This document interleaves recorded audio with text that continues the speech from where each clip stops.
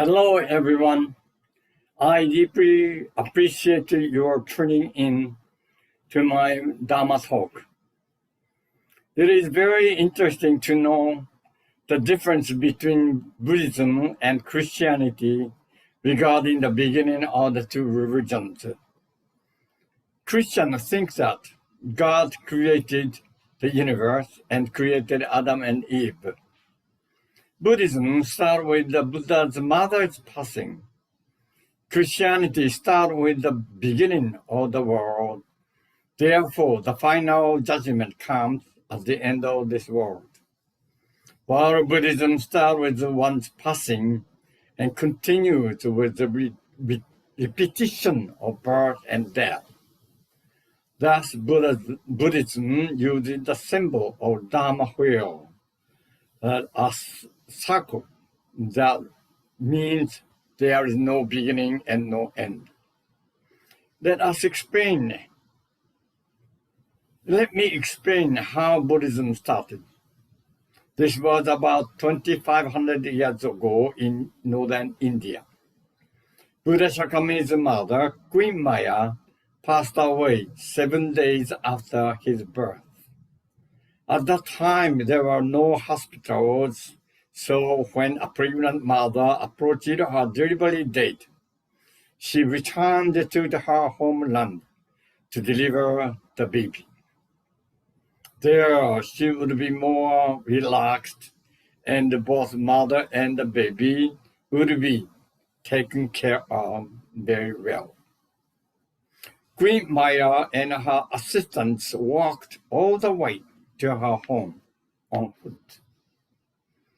Before they arrived at her home, Maya felt the delivery coming soon and rested at the park called Lumbini Garden on April the 8th. The park was full of beautiful flowers blooming with a good fragrance. When she tried to reach a tree branch to take a closer look at the flower, she delivered her baby in that park. Legend says that newborn baby was washed soon after birth by sweet rain that fell on the baby to purify him. Thus, even today, Buddhists celebrate his birth with lots of flowers decorating around the shrine and pour sweet tea on the top of the statue of the baby Buddha. The Buddha's father, who was the king of Kapilavatt, and all the people in that kingdom were full of joy and wanted to see the long-awaited newborn baby right away. So that the mother and her newborn baby rushed home on a small cart pushed and pulled by the attendants on bumpy roads. They safely returned to the castle, but Queen Maya passed away 7 days after delivery. The prince was raised by Queen Maya's younger sister, Mahapajapati. When the baby grew up to childhood, Prince Siddhartha wondered, why did my mother pass away, leaving me so soon after my birth? This was the beginning of the seeking an answer to that question. Later, he was watching a farmer cultivating soil in a field. There were many earthworms that came to the surface. Suddenly, the bird flew down to the ground and picked up tiny creatures. The people were joyfully watching the scenery of spring, but the prince felt sad. He noticed the birds flying down and carrying away the small earthworms, which had been turned up by the farmer's plods. He whispered himself, Do all living creatures killing each other? Another time, when he was playing with his cousin Devarata, who proudly shot a flying bird with an arrow. But Prince Siddhartha was sad and got mad at him. Why did you kill the bird? He wondered, is there any way all living beings can live peacefully without killing each other? Thus, his mental struggle. Why did my mother pass away so young and leave me alone? Why are the defenseless creatures victimized by the strong? Why do some people enjoy killing others? Still, on the other occasion, in adulthood, when the prince was allowed to go out of the castle to look around the outside kingdom, he was shocked to see a sick person, an old man, and a funeral procession.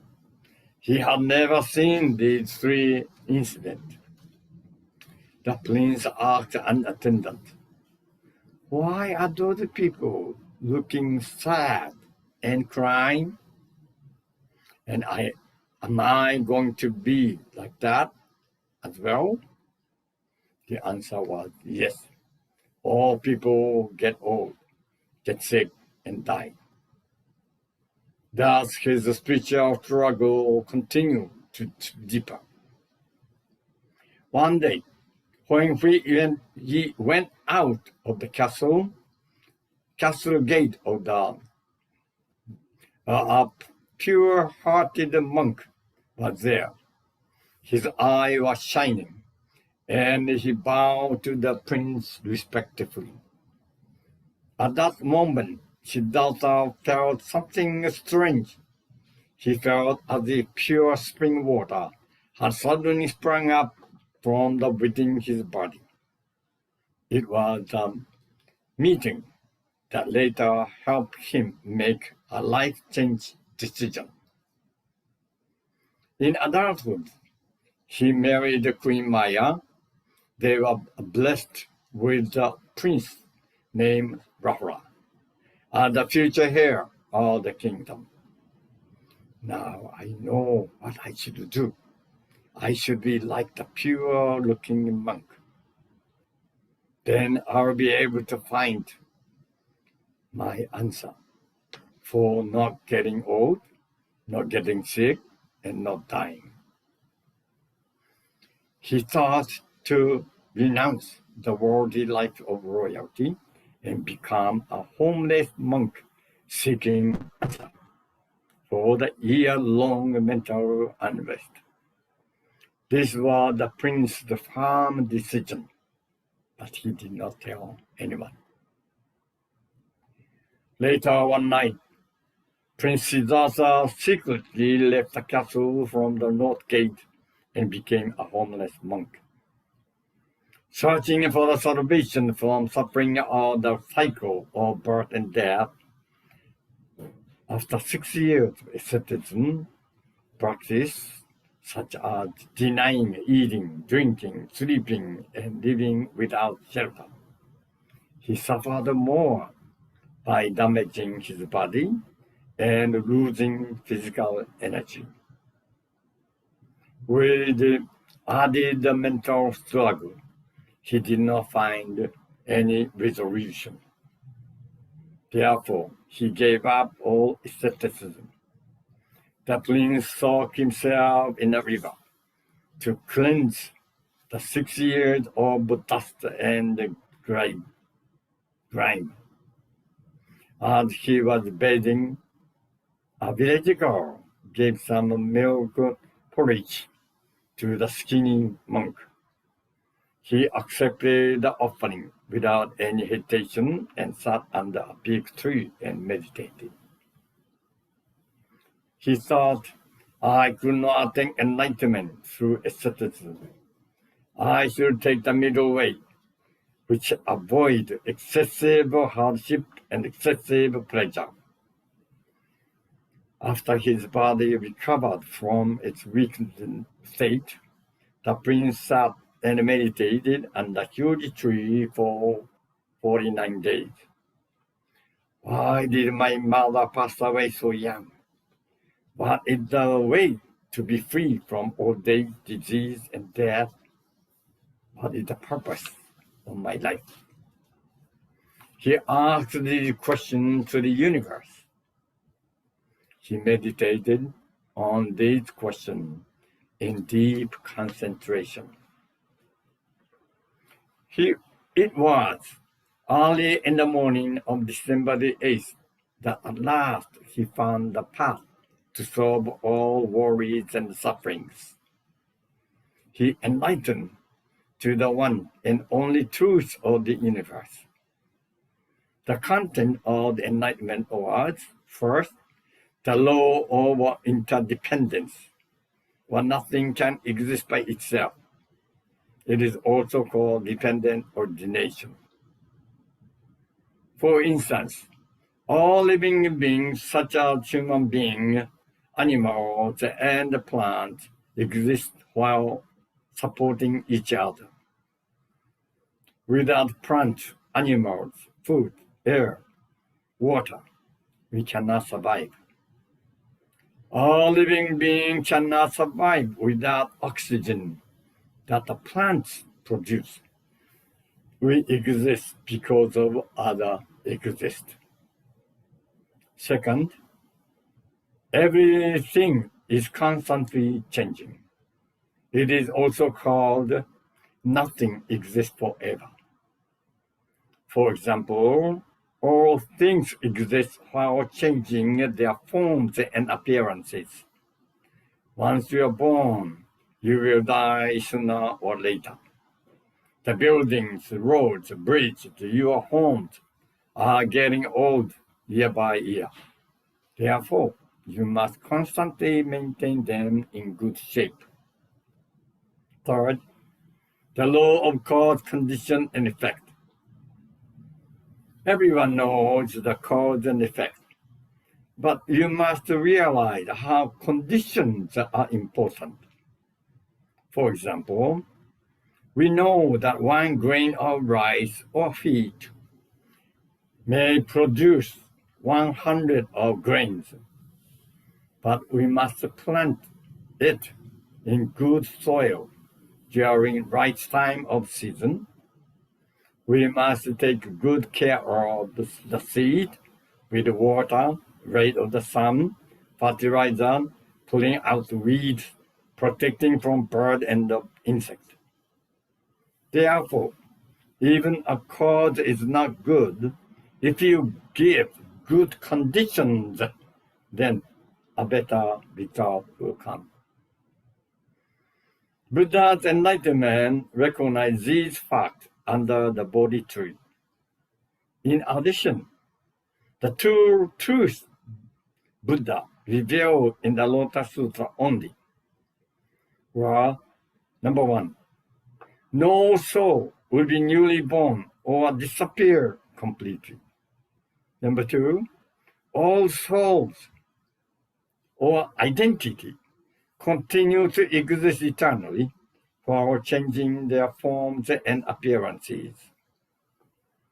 Therefore, after Siddhartha became the Buddha, he could see everything in the 10 realms of triple world. He also saw his mother in heavenly realm instead of the Buddha land, because she worried for her son and watched him grow up. She also saw her lovely son became a Buddha.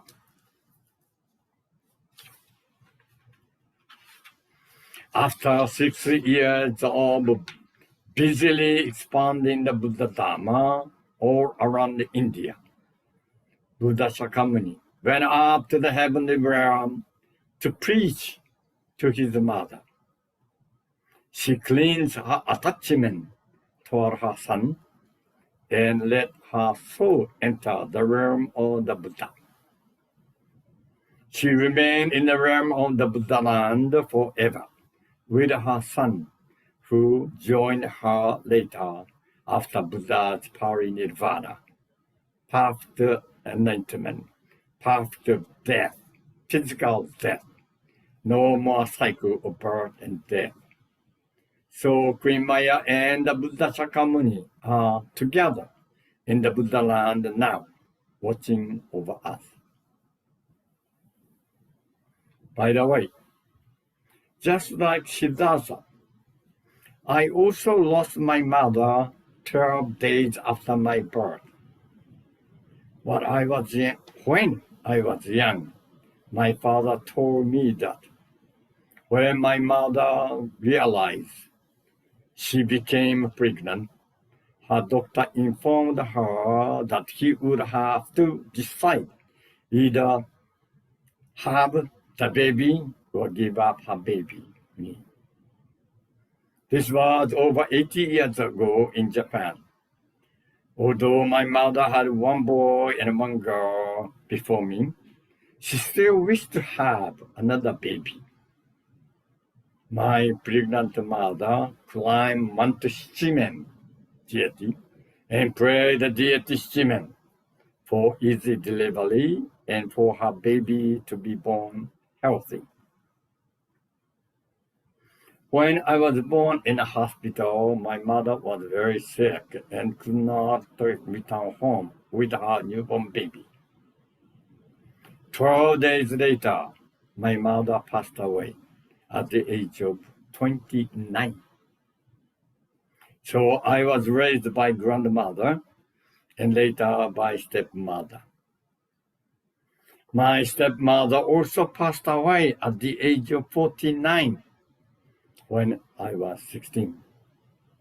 She left 3 stepchildren and 5 of her own and died, leaving 8 children who needed a mother's care very much.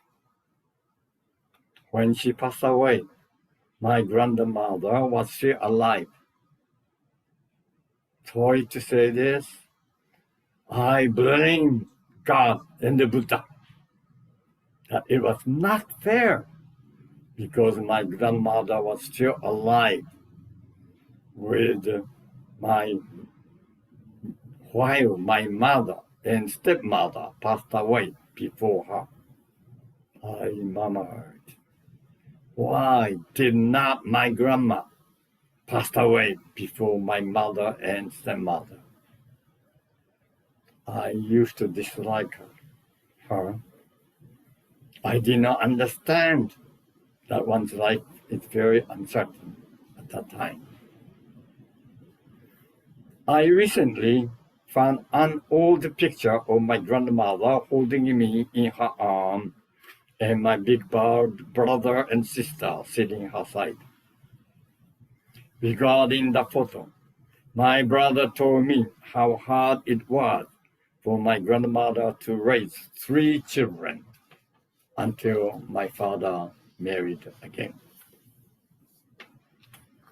I deeply apologize to the God and the Buddha and grandmother. I appreciate my grandmother nursing me and feeding me rice gruel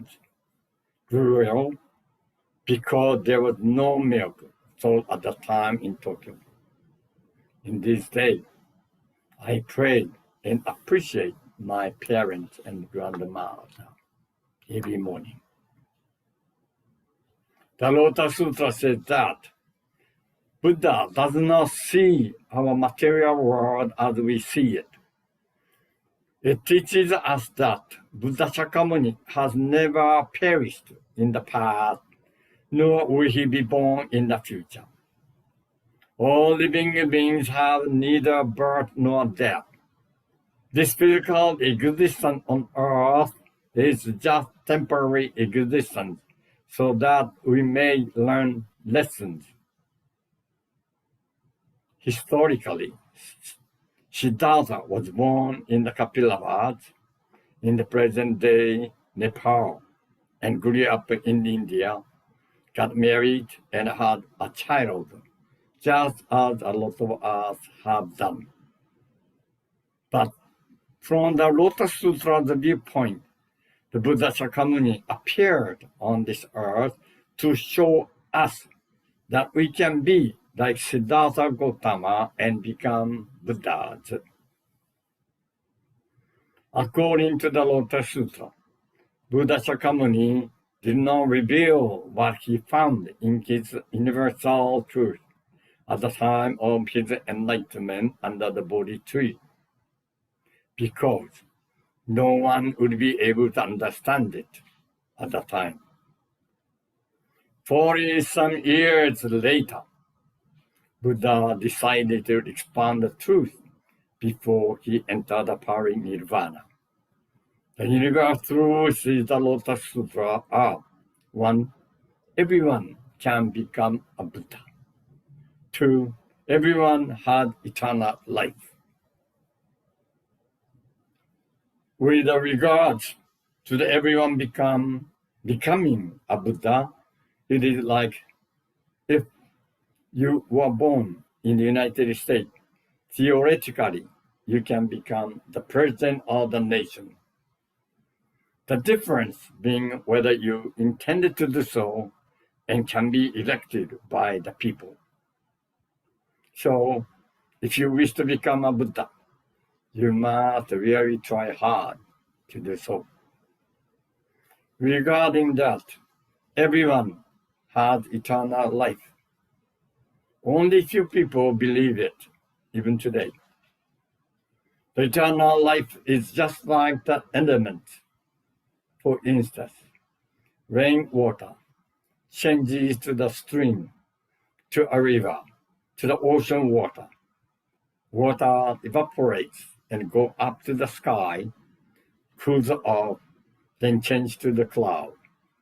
When clouds condense, it forms into a storm cell. The water element continues to condense further, turning into rain, which returns to the ground.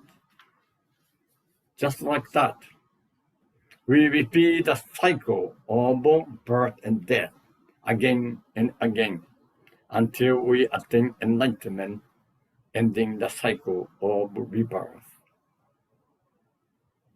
According to the Sutra, 5 elements of soil, water, fire, wind, and void in the universe exist forever. They just change forms depending on the circumstance and causes. Scientifically, it may be called elementary particle or atom. Our physical body is constantly changing. Therefore, we are born on this planet. We change from a baby, toddler, child, adult, old age, and death. Death is not final. We will be born again. Our soul exists eternally as spiritual beings, but the soul needs spiritual education with eternally changing its form, while eternally changing its form. Thus, there is nothing that remains as it is forever. Because we see things exist for a long time, when we learn losing them, we feel sad, lost, and unhappy. Because of this illusion, people do not try to see the fact that everything is constantly changing. Thus, we understand that our ancestors continue to exist in the spiritual realm. There is no day and night in the spiritual realm. Therefore, they watch over us and protect us day and night. Lastly, I recommend you conduct the daily chanting facing the altar at your home and to show your appreciation to the Gohonzon, the Buddha, deities, and your ancestors.